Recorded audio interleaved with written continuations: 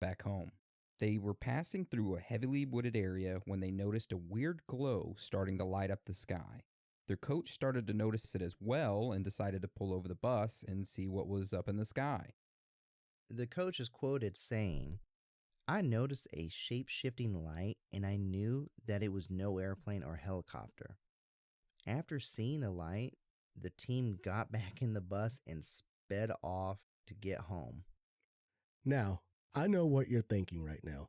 It's probably not that credible. Well, Piedmont had a flurry of UFO sightings for the rest of that month. The Piedmont PD actually received over 500 calls about UFO sightings. Dude, that dispatcher must have been pissed off. Stop calling. So there was another UFO sighting near Piedmont that happened that month on March 21st, 1973. An individual named Kathy Leach and her friend Jean Coleman were driving to the Clearwater Dam outside of Piedmont. When they started to drive over the dam, they witnessed a UFO start to rise out of the water.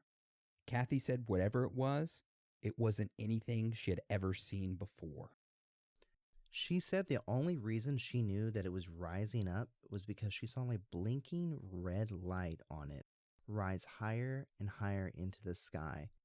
And I just know that it was nighttime, and the only markers she had to visually identify this was the silhouette of a mountain range behind it. And a side note, the Clearwater Lake is a man-made lake which was made by the United States Army Corps of Engineers back in 1947. Just thought I'd throw that out there. You think they made it for the aliens to live underneath water, or do you think they made it for them to test out their underwater / flying vehicles? Like they store the vehicles underwater and then use them, or they don't even store them underwater. They use them to go underneath that water, and then they come out of the water and fly it in the sky. Secret technology. Like I said the other day when we had a Discord chat, everything that the military puts out is always 30 years ahead of technology, of is 30 years ahead of what we have right now. Makes sense. Yeah, I mean, because NASA's usually whatever we get in technology, NASA's already used. Yeah, they got like trillion byte or zillion byte internet. God, I would love to have speed. that internet. They already had OnlyFans before us. They just released it to us. It was onlyaliens.com. Oh my God. All right. That was an interesting story. Yep. That one occurred on the 37th parallel, of course. Of course. Yep. Now, I bet you can't guess where our next one occurs, Aaron. Kentucky. That's a really good guess. On the 37th parallel. All right. So our next case is an incident that revolves around a public sighting of a UFO and several National Guard pilots, and mostly about a seasoned pilot named Captain Thomas F. Mantell.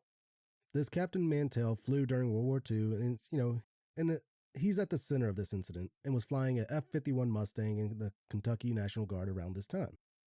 So all this starts on February 7th, 1948 at Godman Army Airfield at Fort Knox, Kentucky.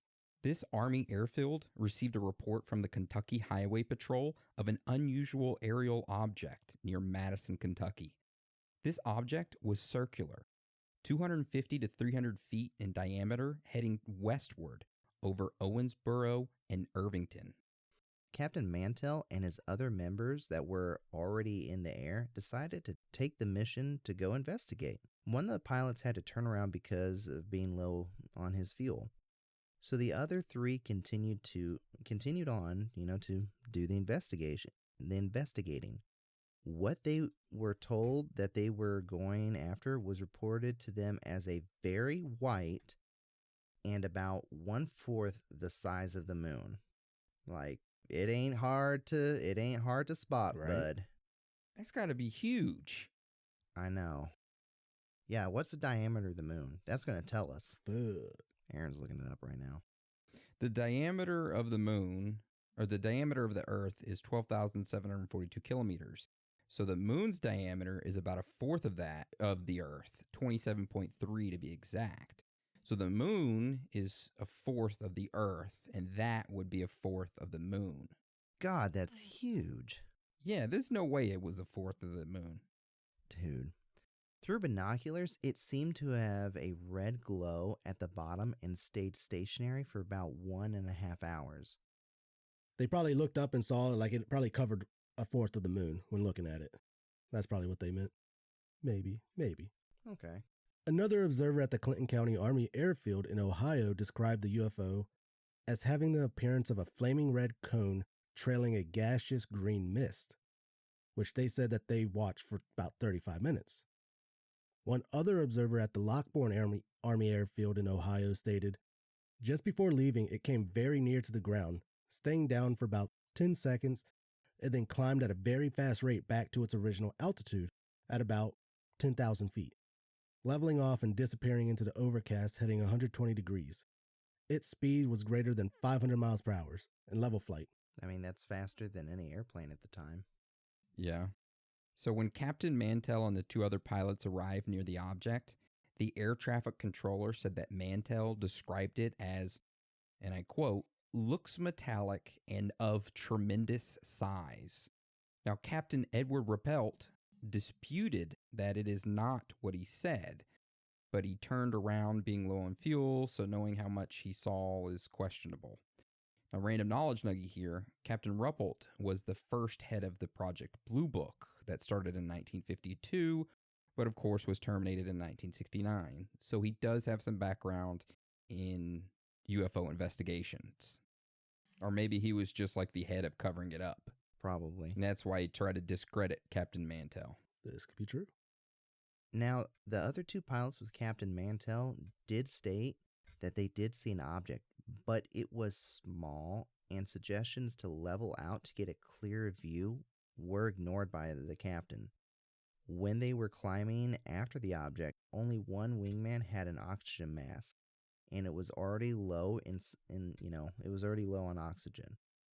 Both wingmen called off the pursuit once they reached an altitude of 22,500 feet. Hold up. That's about 4 miles. Damn. Is that like, I guess that's when it gets harder to breathe? Or is it sooner than that? It gets harder to breathe at 1.5 miles. So most, that's why you have pressurized aircraft like commercial jets, but being that it was the P-51 Mustang, it ain't pressurized, and all they've got is a little oxygen mask to give them enough. So, I don't know. Maybe they thought that the captain was suffering from hypoxia. That's coming up. Mantell continued pursuing until he reached about 25,000 feet. That's when observers say they started seeing that, I guess they assumed Captain Mantell's plane was spiraling towards the ground, which his plane ended up crashing on a farm in Franklin, Kentucky. Now, this is where they are not 100% positive on what happened. The official report was that he blacked out from the lack of oxygen, but there are some that state that he must have been hit by some ray or something from the object that they were chasing because of Captain Mantell getting too close to it. Then about half an hour later, after his crash, observers said the object just disappeared. This would be the first incident of a pilot's life being lost to pursuing an unidentified object. What is strange, though, is that when they went to the crash site, Captain Mantell's body was not burned, disintegrated, nor was it full of holes. The wreck was not radioactive, nor was it magnetized. So is his body just sitting there chilling from impact of falling, or? I suppose. That's kind of weird. Rest in peace, Captain Mantell. Like, that, dude, that's so weird because You figure something would have happened. there's got to be fire. Something should have happened. All right, so let's move on to the next case, which happened in 1941. Now, this one involves a Baptist minister, and he was called to what was supposed to be a plane crash in Missouri to perform the last rites for the deceased. However, when he arrived at the scene of the crash, what he saw was not a plane, but a disc-shaped object surrounded by tiny gray people. Now, he ended up praying for them, and not soon after he finished praying, he was escorted away by the FBI. Chuck Sukowski believed that he found the crash site on the 37th parallel, which is just a gravel pit, which had destroyed any physical evidence of the crash. He had found an interview where the granddaughter of the minister had heard the story from her grandmother about the grandfather. She was quoted saying, "I saw the picture originally from my dad, who had gotten it from my grandfather, who was a Baptist minister in Cape Girardeau, Missouri, in the spring of 1941. I saw that picture and asked my grandmother at a later time when she was at my home fatally ill with cancer, so we had a frank discussion. She said that grandfather was called out on the spring of 1941 in the evening around 9:30, that someone had been called out to a plane crash outside of town, and would he be willing to go out there and minister to the people there, which, he did." Upon arrival, it was a very different situation.